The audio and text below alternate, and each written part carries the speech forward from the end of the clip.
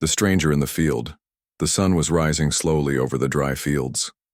Jacob, a quiet and hard-working human farmer, was fixing a broken fence at the edge of his land.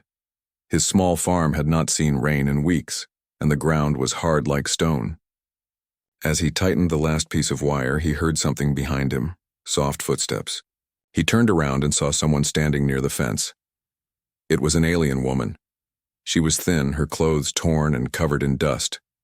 Her skin was pale blue, and her long dark hair hung down in messy strands.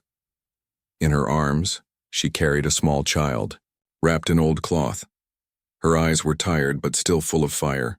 She did not beg or cry. She only looked at Jacob and said in a soft voice, "I'll work your fields, human, just feed my hungry children." Jacob said nothing at first. He had seen beggars before. Some lied, some stole. But this was different. She didn't ask for money or shelter. She only wanted food. Her voice was calm but heavy with pain. Jacob looked at the child in her arms. The baby was sleeping, but its face was thin and weak, like it hadn't eaten for days. He didn't trust strangers easily, especially not during these hard times. But something about her made him pause. Maybe it was her eyes. Maybe it was the way she held her child, protecting it like a mother lion. Jacob didn't know why, but he couldn't turn away. He pointed toward a tree at the edge of the field and said, "Wait there." She nodded without a word and walked slowly toward the tree. Jacob went back to his farmhouse and returned with a bowl of leftover soup and a worn blanket. He handed it to her. She said thank you, but quietly. Then she sat on the ground, wrapped her child in the blanket, and began to eat. But she didn't eat much. After the first few bites, she stopped and gave the rest to her baby. Jacob watched from a distance. He didn't understand why she had come to his farm out of all places. There were bigger farms nearby. There were towns with shelters. But she had walked across dry land to find him, a man with little to offer. The next morning, Jacob woke early as always. When he looked out his window, he froze. The woman was already in the fields pulling weeds with her bare hands. She worked slowly, but carefully. Her child was tied to her back with the blanket. She didn't ask for help. She didn't even knock on his door. Jacob watched her for a while. She looked like she hadn't rested, yet she moved with focus, as if this field was her last hope. He walked out and called to her, "You don't have to do that." She looked up and replied, "I said I would work. I keep my word." He didn't stop her. By the third day, the neighbors began to notice. One man came by and asked, "Jacob, why is an alien woman working your field?" Jacob shrugged and said, "She asked for food, that's all." The man frowned. "Be careful. You don't know what she's running from." Jacob had thought the same thing. He had many questions. Who was she? Why was she alone? Where was the child's father? But every time he tried to ask, the woman would change the topic. She didn't even tell him her name. One evening, as the sun dipped low and the fields turned orange, Jacob walked over and handed her a small loaf of bread. "You worked hard," he said. She took it and gave half to her child. "Thank you," she whispered. He finally asked, "Why my farm? Why me?" She looked at him for a long time and said, "Because you didn't close the door." Jacob didn't understand at first, but later that night, he did. He remembered that the gate at the edge of his field had been left open the day she arrived. Maybe it was luck, maybe fate. Or maybe, when the universe gives someone one last chance, it starts with something small, like an open gate and a kind man with a bowl of soup. And so, the alien woman stayed. She worked the fields. She asked for nothing more than food for her child. Jacob still didn't know who she was, but something deep inside told him this was just the beginning. A deal in silence. The days passed, and the woman never missed a morning. Long before the sun touched the sky, she was already in the fields. Her hands were always moving, pulling weeds, lifting stones, clearing dry brush. She didn't speak unless spoken to. She didn't ask for rest. Her child stayed close, quiet and still, tied gently to her back with the old blanket Jacob had given her. Jacob watched her from the house window. He had seen many workers in his life, but none like her. She didn't look for praise. She didn't wait to be told. She worked like someone who knew that if she stopped, something terrible would happen. He offered her water. She nodded and drank quietly. He gave her bread and soup every evening, and she always shared most of it with her child. Jacob started to notice something. Every time he brought food, her hands would shake slightly before taking it. Not from fear, but hunger. She was starving, yet never ate first. Always the child first. One evening, as Jacob handed her the usual meal, he said, "You don't need to work so hard. I already gave you food." She looked at him, not with anger or pride, but with deep honesty. "You gave once. I will work for what I get next." That night, Jacob could not sleep. Her words stayed in his head. He realized she wasn't just working for food, she was working for her dignity. She didn't want pity. She wanted to earn every piece of bread. In silence, without complaint, she was building a place for herself in this small patch of earth. Word of the strange alien woman spread among the nearby farms. Some were curious. Others were not so kind. One man rode by on his hover cart and laughed. "You've got yourself a blue-skinned servant, Jacob." Jacob didn't answer. He didn't like the tone. He didn't care what others thought. The woman, however, heard it all. That night she said, "If my presence brings trouble, I will go." Jacob replied, "I don't care what they say. You're helping me, and that's enough." She gave a small nod. That was the closest she had come to smiling, but still something about her didn't sit right with Jacob. Not in a bad way, but in a mysterious one. She had no name, no past, and no clear reason for coming here. She never told him where she came from, what planet she belonged to, or why she had no family. She was like a puzzle with missing pieces. One early morning, while the sky was still dark and the air cold, Jacob came out to the field and found her frozen in place. Her eyes were wide, her hands shaking. Jacob followed her gaze and saw a small broken toy half buried in the dirt. It was a child's toy, clearly not from Earth. Bright colors, sharp edges, and alien symbols carved on it. He asked, "Is that yours?" She didn't answer. She slowly picked it up and held it close. Then she whispered, "It belonged to the other one." Jacob looked at her, confused. "Other one?"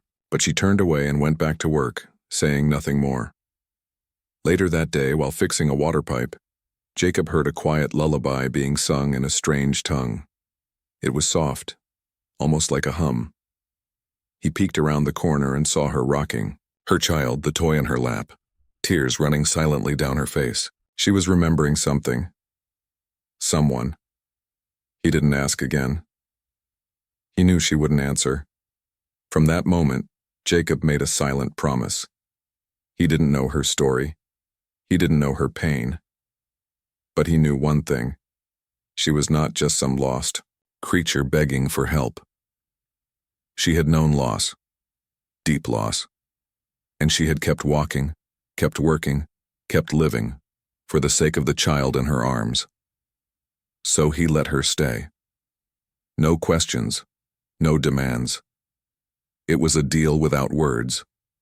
A deal made in silence, and in that silence something else was growing. Trust. Not spoken, not signed, but real.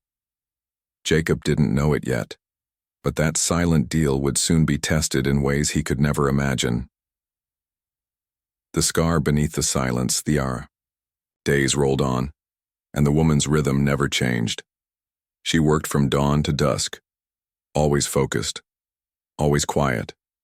But the silence that once felt peaceful now seemed heavy, like it was hiding something. Jacob noticed it more each time he looked at her. She didn't just avoid conversation. She avoided everything that could remind her of who she used to be. One cold evening, as the wind howled through the dry fields, Jacob saw her sitting alone near the storage shed. Her child was asleep in a cloth hammock nearby, gently swaying. The woman sat with her knees pulled to her chest, staring at nothing. Her hands were pressed tightly around her arms. Jacob, unsure but concerned, brought her a cup of warm broth. She didn't speak when he handed it to her, but after a long pause, she whispered, "Do you know what it's like to be sold?" The question hit him like a stone. He stood there frozen, unsure how to respond. She didn't wait for an answer. Her eyes remained locked on the horizon. One moment I was a mother, a wife, a daughter. The next I was property. Her voice didn't rise. It stayed quiet, too quiet, like someone who had run out of strength to cry. Jacob knelt slowly beside her. "Was it a war?" She gave a slight nod. "My planet fell. My people were taken. Families torn. Children separated. The ones who fought died quickly. The ones who didn't." She stopped, closing her eyes. "I ran with my youngest. The others didn't make it." Now he understood the toy. The other one, her first child, lost. Jacob didn't know what to say, so he sat beside her. Nothing more. Later that night, she fell asleep near the fire in the corner of the farmhouse. The child was wrapped warmly, safe. As Jacob covered her with an old coat, the fabric slipped, and he saw them, faint but clear scars running along her back. Long, cruel marks. Not from accidents, not from farming. These were the marks of chains, shackles, punishment. Jacob quietly walked away, his heart heavier than before. He had guessed pain, but he hadn't imagined this. The next morning, something was different. She didn't rise before the sun. She didn't go to the fields. When Jacob found her, she was holding her child close, rocking slowly. Her eyes were open, but unfocused. "I saw them," she said, "in my dreams. They were coming." Jacob didn't need to ask who. The fear in her voice said enough. That day she didn't work, and Jacob didn't ask her to. Instead, he handed her seeds and showed her how to plant them. She didn't speak much, but she followed every motion. It wasn't farm work. It was healing. A beginning. But just as she started to breathe easier, a shadow returned. That evening, high in the sky, Jacob noticed a strange glimmer. A distant ship, barely visible but moving low and slow above the fields. Not human, not local. It passed without stopping, but it left behind a chill. The kind that creeps into your bones and stays there. Jacob asked, "Do you know that ship?" The woman didn't look up. She only said, "They watch before they strike." Jacob tightened his fists. He had offered her food, shelter, but now something inside him told him it wouldn't be enough. Not this time. The sky brought fear. For the first time in weeks, the woman didn't step outside. She kept the doors shut, windows covered, and her child close. The fields waited, but she didn't go. Jacob noticed. He didn't ask why. He already knew. The silence around the farm wasn't peaceful anymore. It was thick with tension, like the air before a storm. That night, the wind didn't blow. The trees didn't move. The stars above the farm were too quiet. And then, they arrived. It wasn't a loud landing, no fire, no thunder. Just a deep humming sound like the earth itself was whispering. A sleek, dark ship settled just beyond the edge of the farm. 3 figures stepped out, tall, armored, and slow. They didn't come running. They didn't need to.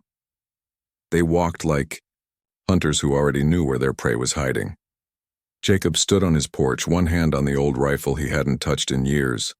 The woman came out slowly, holding her child. Her eyes didn't show fear this time, just sorrow. She had known this day would come.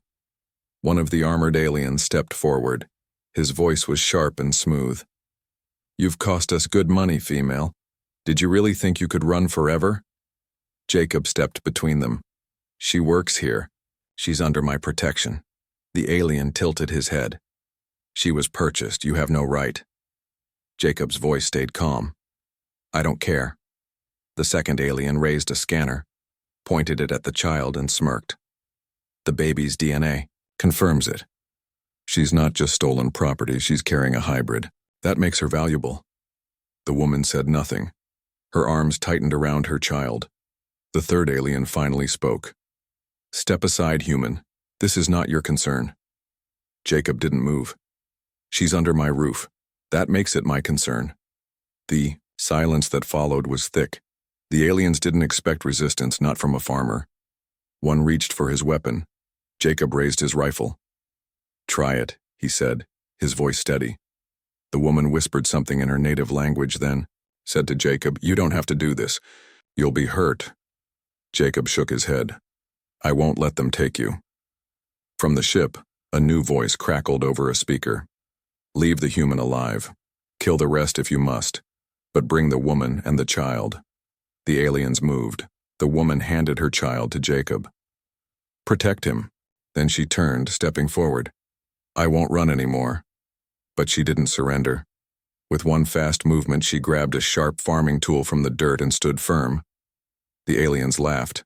One raised a stun rod and stepped toward her, but he didn't reach her. In a blur of motion, she struck his leg, sending him to the ground. She wasn't just a worker. She had been trained once. Long ago, she knew how to fight. Jacob backed away, holding the child, heart pounding. The second alien came at him. He fired his old rifle. The shot hit the armor, barely slowing the alien, but it gave the woman time. She tackled the attacker, tearing the stun rod from his grip. She moved like someone who had nothing left to lose. But there were 3 of them and only one of her. Just as the last alien raised his weapon to strike her from behind, a sudden flash lit up the sky. A powerful beam hit the ground near the ship, shaking the earth. Lights roared overhead. A second ship, human-made, descended fast. Jacob's emergency signal had worked. Human soldiers spilled from the ship, weapons ready. The aliens froze. The woman stood bleeding but unbroken. The child cried in Jacob's arms. And in that moment, the war ended. The invaders were surrounded, captured, defeated, but the woman did not cheer. She knelt down, touched the soil, and whispered, I'm still here. Between chains and freedom, the battle had ended, but the silence that followed was heavier than any gunfire. The captured aliens were taken away, their dark ship towed by the human soldiers. The field was damaged, plants crushed, tools broken, but the farmhouse still stood, and so did she. The woman sat on the ground with her child in her lap, blood on her arms, her face pale. But she didn't cry. She didn't ask for help. Her eyes followed the soldiers as they packed up and left, like she didn't believe any of it was real. Freedom had come, but it felt too quiet. Jacob crouched beside her. They're gone, he said gently. They can't take you now. She looked at him. Her lips parted, but no words came. Finally, she said, I don't know what to do. Those words struck deeper than any wound. She had fought so hard to survive, to run, to protect her child. But now, with no one chasing her, she was lost. She wasn't a slave anymore. She wasn't a fighter in hiding. She was free, and she didn't. Oh, she was in that freedom. Jacob helped her up. Then stay until you remember. She nodded, not because she agreed, but because she had nowhere else to go. The villagers came the next day, curious and cautious. They stood at a distance, whispering. Some offered help. Others looked with suspicion. A few even asked Jacob, Are you sure this is safe? She brings trouble. But Jacob's answer was the same every time. She protected what's mine. That's enough for me. The woman worked again. Slowly at first, her strength not fully returned, but her hands still moved with purpose. The child began to smile more. Laughter returned to the farmhouse, soft but real. One evening, Jacob found her standing alone, staring at the stars. You're thinking of them? He asked. She nodded. My other children, my people. I don't know if anyone is left. Jacob didn't know what to say. He couldn't promise her they had survived. He couldn't offer hope he didn't have, but he said, You're not alone now. She turned to him. You stood for me when no one else would? I didn't plan to, he said honestly. I just couldn't let them take you. Her eyes softened. Where I come from, that would make you my bondmate. Jacob blinked, surprised. Is that a marriage? It's deeper, she replied. It means your life is tied to mine, that we face everything together by choice. He looked at her, really looked, not as a stranger, not as a refugee, but as a woman who had lost everything and still stood tall. He nodded slowly. Then I guess I made a bigger choice than I thought. For the first time, she smiled. A real smile. One that wasn't hiding pain. She was no longer just surviving. She was learning how to live. Fire in the fields, the days that followed brought calm, but not peace. Though the aliens were gone, the threat had left scars. Jacob noticed it in the way the woman never let her child out of her sight. She kept one hand close to a tool, even while eating. She still listened, for sounds that weren't there. Her body was free, but her spirit still stood guard. She worked each day side by side with Jacob. They rebuilt the broken fences, replanted crushed crops, and gathered what could be saved. The villagers, seeing she had stayed, began to speak less and help more. Someone brought new blankets, another brought food. The whispers turned into cautious greetings.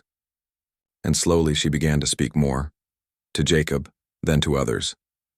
Her name, she finally shared, was Sarai. Jacob repeated it once, softly. Sarai. She smiled. It means hope, she said, looking down at her child. I chose it for myself. The name they gave me in chains, I left behind. Hope. It felt right. For the first time in weeks, there was laughter in the house. The baby had learned to crawl. Sarai laughed every time he tripped over his own feet. Jacob watched them both and felt something growing in the empty space that used to be just quiet, but calm can be a cruel trick. One dry afternoon, while Sarai and Jacob were checking water lines in the far end of the field, the earth trembled. Not like a quake. Not like thunder. This was something else. Jacob turned his head sharply, scanning the sky. Did you hear that? Sarai's smile faded. Yes, I know that sound. A black dot appeared in the sky. Then another. And another. Jacob's heart dropped. It can't be them, they were taken. Sarai's voice was calm but firm. Not the same ones, but more will come. I told you I'm valuable, not just me, my child. Jacob grabbed her hand. Run to the house, I'll follow. But Sarai didn't run. She handed him the child. You take him. You protect him. Jacob's eyes widened. No, we stay together. Sarai stepped back. I'll stop them. You saved me. Now let me save what matters most. A low hum echoed through the clouds. The ships dropped closer, darker than the last. These weren't bounty hunters. These were soldiers, heavily armed, well-trained, and organized. Jacob ran toward the house, clutching the child. He activated the emergency beacon again, but there was no guarantee help would arrive in time. His hand shook as he set the child down inside the storm shelter beneath the floor. Baby cried. Jacob looked at him and whispered, Your mother's out there, and I need to be too. Outside, the ships landed in a wide arc around the field. Sarai stood in the middle, alone, unarmed. Dust blew around her, but she didn't move. A door opened, and a tall alien commander stepped out. His armor shimmered like metal mixed with fire. He looked down at her and sneered. You're the one, he said. The hybrid carrier. You belong to the House of Vareth. Sarai raised her chin. That house is dust. We will rebuild it, the commander replied. With you and your offspring. She didn't answer. He nodded to his soldiers.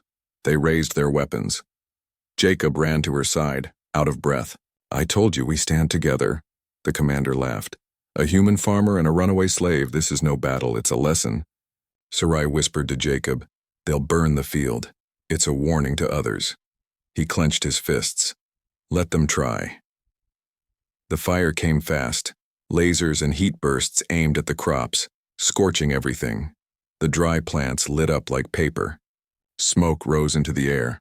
The fields they had planted together, the ones that fed them, that gave them purpose, were turning to ash. But Sarai did not run. She stepped forward through the smoke and flames.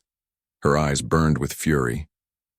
"You want a lesson?" she shouted. "Then learn this. We are not weak." With a sudden burst of speed, she rushed the nearest soldier and tore his weapon free. The move shocked them. Jacob grabbed a heavy pipe and followed, swinging wildly. Chaos exploded. The aliens weren't ready for resistance. Not from a woman they thought broken. Not from a man they thought harmless. Jacob was hit across the shoulder, knocked down, but he got up again. Sarai fought like a storm, using every tool, every trick. She was faster, smarter, and more desperate than her enemies. Just when it looked like they'd be surrounded, another sound split the sky. This time it was a human ship, larger, louder, and armed. The beacon had worked. Soldiers dropped in fast, surrounding the invaders. "Step away from the civilians," a voice roared. The alien commander didn't listen. He charged toward Sarai, but Jacob got there first. He tackled the commander to the ground. The two rolled across the dirt, fighting fiercely.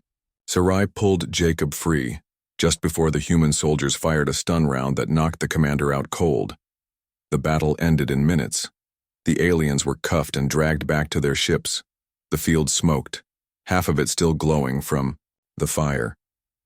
But the farmhouse still stood, and so did they. Sarai stood in the middle of the ashes, breathing hard. She looked at the ruined crops, the broken tools, the burned earth, and then at Jacob. "We'll plant again," he said simply. She looked at her hands blackened with soot, and then at the child in Jacob's arms. "Yes," she replied softly but surely, this time as free people.